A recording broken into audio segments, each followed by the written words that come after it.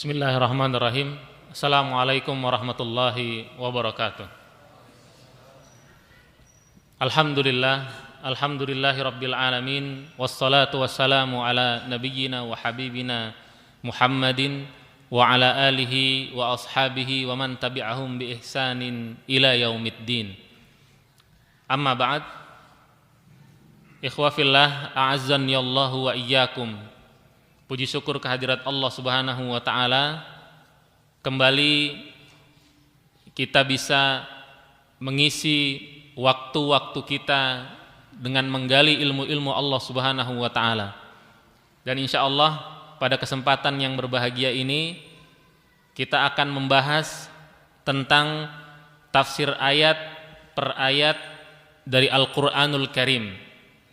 Tentunya sebelum kita memulai tafsir ayat per ayat dalam Al-Qur'anul Karim, terlebih dahulu kita wajib untuk mengetahui tentang makna dari al-isti'adzah dan makna dari basmalah. Makna dari isti'adzah dan makna dari basmalah. Isti'adzah atau dalam istilah lain disebut ta'awudz adalah bacaan a'udzu billahi minasyaitonir rajim. Bacaan a'udzu billahi minasyaitonir rajim arti dalam bahasa Indonesia, aku berlindung kepada Allah Subhanahu wa taala dari godaan setan yang terkutuk. Maka Allah Subhanahu wa taala mensyariatkan bagi kita orang-orang yang beriman ketika hendak membaca Al-Quran untuk mengucapkan permohonan perlindungan kepada Allah Subhanahu wa taala dari godaan setan yang terkutuk. Maka dalam surah An-Nahl ayat yang ke-98 Allah Subhanahu wa taala berfirman, "Fa idza qara'tal Qur'ana fasta'idz billahi minasyaitonir rajim." Ketika kalian hendak membaca Al-Qur'an, fi'il madhi di sini artinya hendak membaca Al-Qur'an. Sebagaimana dalam surah Al-Maidah Allah menjelaskan, fa idza qumtum ila shalah faghsilu wujuhakum. Kok ayat tentang berwudu tapi fi'ilnya fi'il madhi? Arti dari fi'il madhi di sini artinya bukan setelah sholat baru kita berwudu, tapi ketika kita hendak sholat kita mulai dengan berwudu. Maka arti dalam surah An-Nahl ayat yang ke-98 ini, jika kita hendak membaca Al-Quran, mohonlah perlindungan kepada Allah Subhanahu wa taala dari setan yang terkutuk. Karena Al-Qur'anul Karim merupakan petunjuk bagi manusia dan obat bagi penyakit hati. Sementara setan ini tidak berhenti-henti, tidak henti-hentinya untuk menggoda umat manusia. Sampai ketika kita sholat, sampai ketika kita membaca Al-Quran. Maka disyariatkan a'udzubillahi minasyaitonir rajim. Karena setan merupakan pemicu dari keburukan-keburukan dan kesesatan-kesesatan. Halusnya bisikan setan dengan tipuannya, maka Allah Subhanahu wa taala memerintahkan kita untuk berlindung kepadanya. Satu-satunya zat yang bisa melindungi kita dari godaan setan. Kemudian Allah Subhanahu wa taala dengan isti'adzah ini agar para pembaca Al-Quran membentengi dirinya. Dengan kalimat isti'adzah kita mempunyai benteng dari godaan-godaan setan tersebut. Kemudian para ulama sepakat bahwa isti'adzah bukan termasuk ayat dalam Al-Qur'anul Karim di surah apapun. Jadi isti'adzah terpisah dari Al-Qur'anul Karim, maka tidak ditulis di dalam mushaf. Kita tidak temukan bacaan a'udzubillahi minasyaitonir rajim di mushaf manapun kecuali dia termasuk penggalan atau kalimat dalam ayat surat An-Nahl ayat yang ke-98. Ya.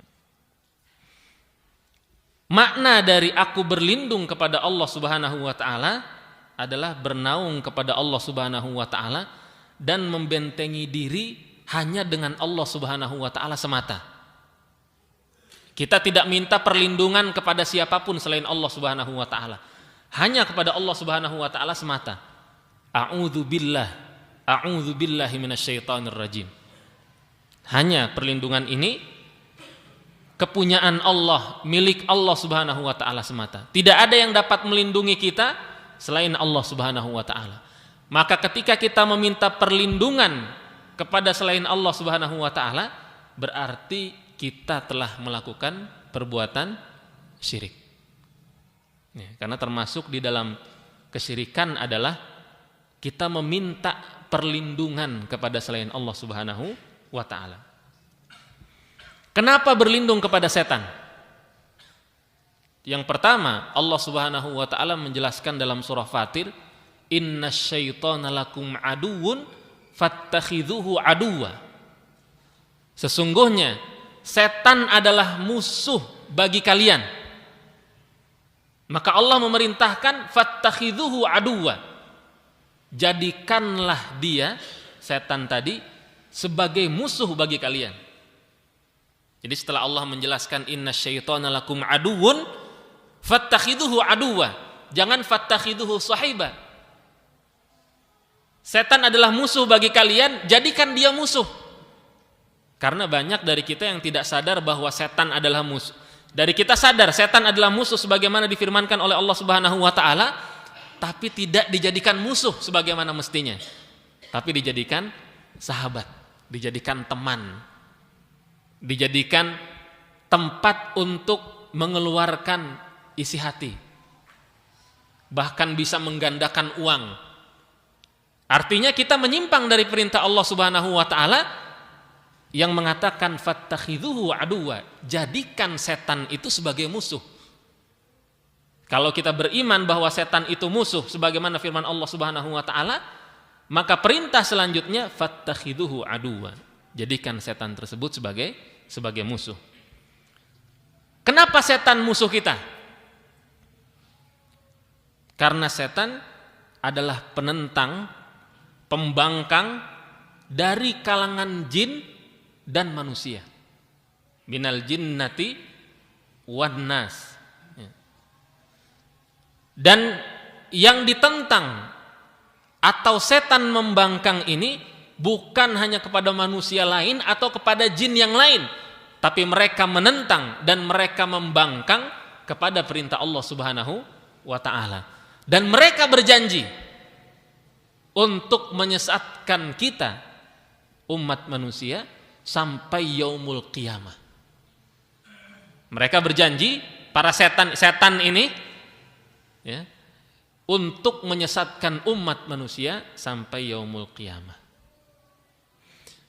Ar-rajim. Apa yang dimaksud dengan ar-rajim?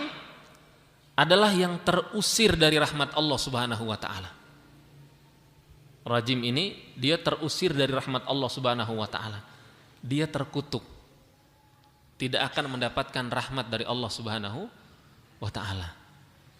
Jauh dari rahmat Allah Subhanahu wa taala. Maka kita diperintahkan untuk berlindung kepada Allah Subhanahu wa taala dari godaan mereka. Godaan setan baik dari kelompok jin dan juga dari kelompok manusia. Sebelum kita membaca Al-Qur'an. Contoh yang mungkin akrab dengan kita.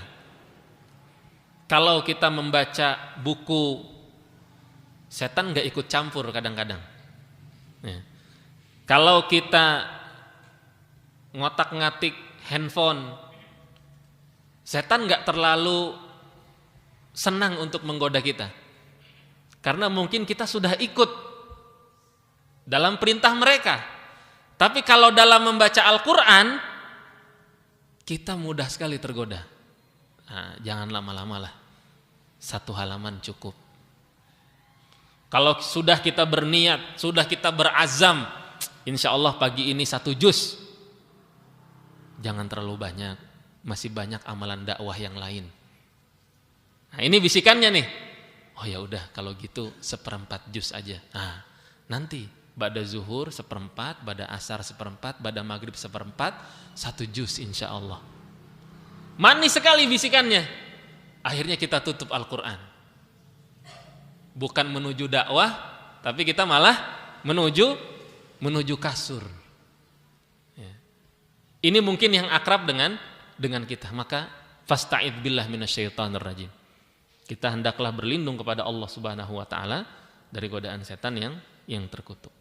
Kemudian di dalam salat para ulama berbeda pendapat.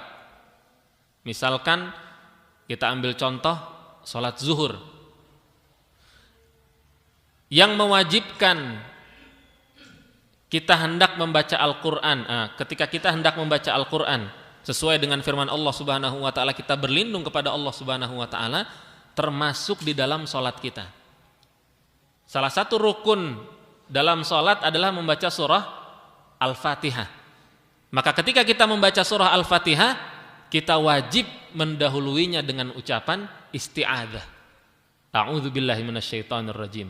Terjadinya perbedaan pendapat di kalangan para ulama dikarenakan apakah ta'awudz ini dibaca di setiap rakaat sebelum kita membaca surah Al-Fatihah atau hanya cukup 1 kali saja di rakaat yang pertama. Nah, yang terkuat wallahu a'lam bishawab, nanti diperluas di pembahasan fikih, adalah hanya cukup di rakaat yang pertama. Penguatnya apa? Karena ketika kita membaca ayat As-Sajdah, kita diperintahkan untuk sujud as-sajdah. Sujud.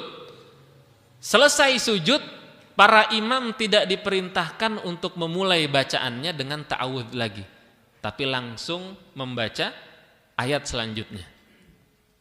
Kita pun ketika bertemu dengan ayat as-sajdah, kita diperintahkan untuk sujud. Dan ketika bangkit dari sujud, tidak ada perintah untuk mengulangi ta'awudz yang sudah kita baca ketika hendak membaca Al-Qur'anul Karim. Nanti diperluas insyaallah pada pembahasan fikih. Kemudian yang kedua, kita masuk ke surah Al-Fatihah. Allah Subhanahu wa taala memulai dengan ayat A'udzubillahi minasyaitonir rajim. Bismillahirrahmanirrahim. Dengan nama Allah yang Maha merahmati, Ar-Rahman, Ar-Rahim. Bahasa Indonesia sering kita dapatkan artinya Maha Pemurah, lagi Maha Penyayang. Kita lihat Bismi ini ada kata yang atau kalimat yang dihilangkan. Bismi ada kalimat yang dihilangkan. Ada yang mengartikan Adzkuru bismillah. Kemudian ada yang mengartikan abda'u bi bismillah. Aku menyebutkan dengan nama Allah Subhanahu wa taala atau aku memulai dengan nama Allah Subhanahu wa taala. Dan inilah yang hendaknya kita lakukan sebagaimana sunnah Rasulullah sallallahu alaihi wasallam setiap memulai pekerjaan. Keluar rumah bismillah. Masuk ke dalam rumah sebelumnya bismillah. Mau makan bismillah. Setiap memulai pekerjaan apapun, seorang yang mukmin disunnahkan untuk mengucapkan bismillah. Contoh dalam ungkapan bahasa Indonesia. Apa maksudnya sebuah penghilangan di sini? Misalkan kita bertanya kepada seseorang, di mana Ahmad? Lantas orang tersebut menjawab, di masjid. Kalau yang mendengar hanya mendengarkan di masjid, dia nggak mengerti apa yang dimaksud di masjid. Quran di masjid, sholat di masjid, pengajian di masjid.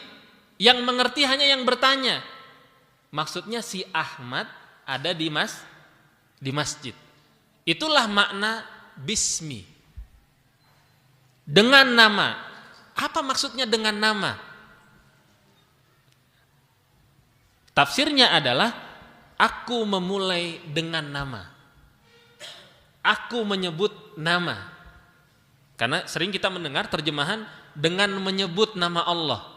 Kalau secara harfiahnya bismi hanya dengan nama, tapi ada penghilangan yang kita mengerti. Inilah kaidah bahasa. Inilah gaya bahasa tertentu. Ya.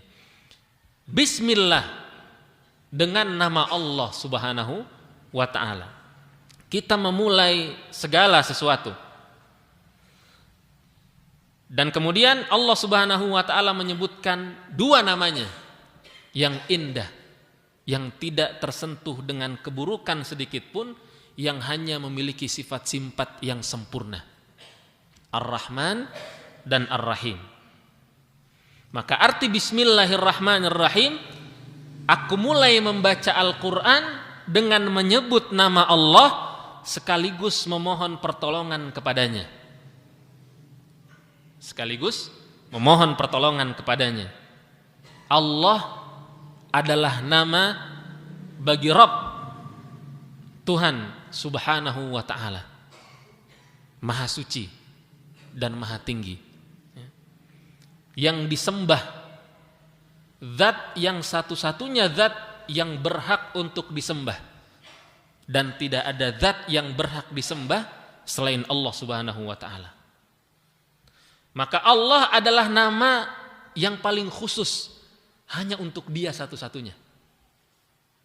Tidak boleh makhluk menamakan dirinya dengan nama Allah.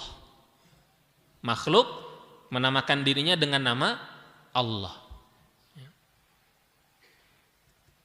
Maka tidak ada selain Allah Subhanahu wa ta'ala yang berhak memakai nama ini, berhak disandingkan nama ini kepada mereka.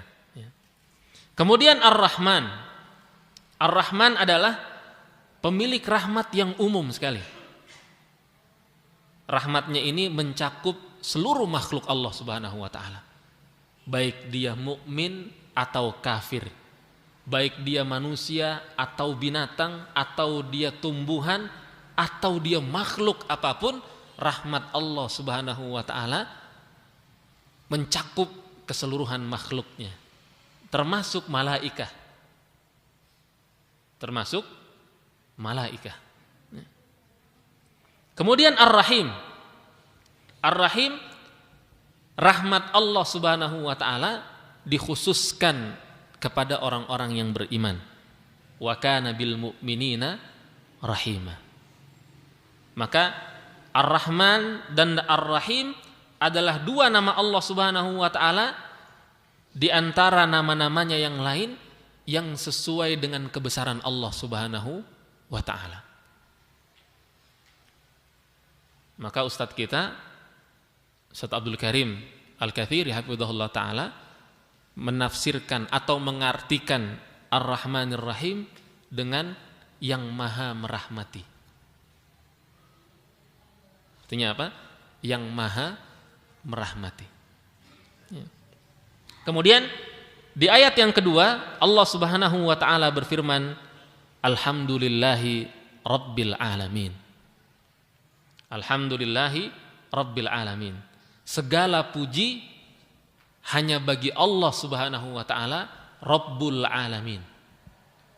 Rabb semesta alam.